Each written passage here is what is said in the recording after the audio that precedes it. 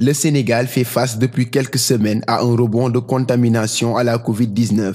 Face à ces situations, le pays a réactivé son dispositif de riposte qui lui avait permis de contenir avec succès la première vague et qui lui avait même valu d'être classé deuxième sur 36 États, passé au crible par le magazine américain Foreign Policy. De l'avis de certains acteurs de la santé, un relâchement prématuré serait à l'origine de cette deuxième vague qui met à l'épreuve le système sanitaire du pays. Donc il y a eu quand même un relâchement où on a refermé les centres de soins parce que les cas avaient diminué.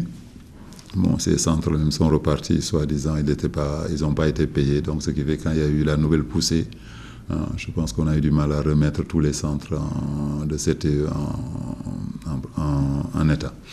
Donc maintenant, ce qui fait que on s'est réveillé vraiment quand la maladie a été très avancée, avec un nombre de cas en réanimation très élevé, nombre de décès qui ont dépassé les 500. Bon, mais en même temps, on se rassure entre guillemets en se disant qu'on n'a pas atteint les chiffres des pays développés, qui sont à des milliers ou des centaines de milliers de morts et des centaines de milliers ou des millions même d'infectés.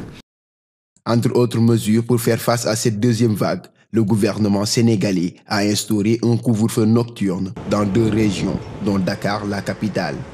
Il n'y a pas cette synergie qu'on devait avoir pour lutter contre le même microbe qui a attaqué tous les êtres vivants de la même terre.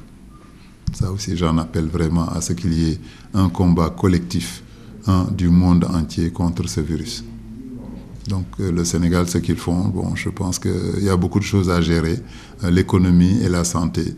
Bon, est-ce que c'est compatible? Qui va prendre le dessus? Est-ce que c'est la santé ou est-ce que c'est l'économie? Bon, il faut qu'on arrive à concilier les deux, mais aussi il faut vraiment des mesures d'accompagnement. Même cette petite couvre-feu qui prend que la nuit, vous avez vu la révolte que ça a amené. Cette révolte-là n'est pas seulement de l'impolitesse comme certains le disent, c'est qu'il y a des gens qui vivaient à cette heure-là, qui gagnaient leur vie à cette heure-là et qui ne peuvent plus le faire. Donc là, je pense qu'il aurait fallu des mesures d'accompagnement. À la date du 24 janvier, 24 727 cas positifs de COVID-19 ont été officiellement déclarés au Sénégal, dont 20 476 guérisons, 575 décès et 3 675 patients encore sous traitement, d'après les données du ministère de la Santé et de l'Action sociale.